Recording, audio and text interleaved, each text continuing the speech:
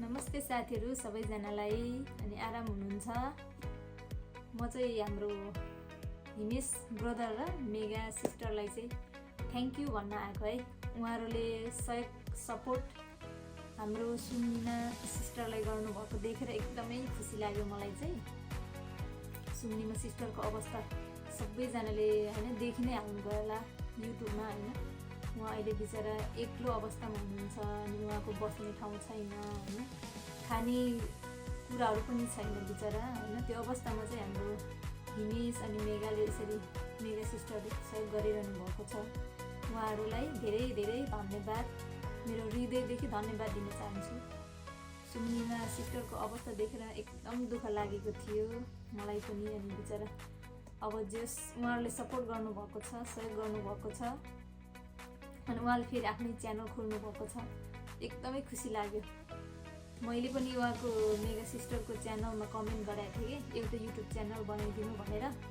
ठ्याक्कै मैले कमेन्ट गरेको भन्दा अगाडि नै खोलिसक्नु भएको रहेछ कि एकदमै खुसी लाग्यो। तपाईँहरूले यसै गरी होइन, यो एकजना हाम्रो महिला यसरी महिला दिदीबहिनी होइन दुःख परेको अवस्थामा एक्लो अवस्थामा हजुरहरूले सहयोग गर्नुभएको छ, एकदमै खुसी लाग्यो मलाई पनि। अनि साँच्चीकै अझ कति कुरा चाहिँ यस्तो हुन्छ कि अब हरेक कुरा चाहिँ प्राय छोरी मान्छेलाई मात्र होइन ब्लेम लगाइन्छ। त्यहाँ अब छोराहरूको पनि त गल्ती हुन्छ होइन, त्यहाँ केटाहरूको पनि गल्ती हुन्छ। तर यो समाज चाहिँ कस्तो छ भने हाम्रो छोरी मान्छेलाई मात्रै खालि दोष लाउने चलन छ कि।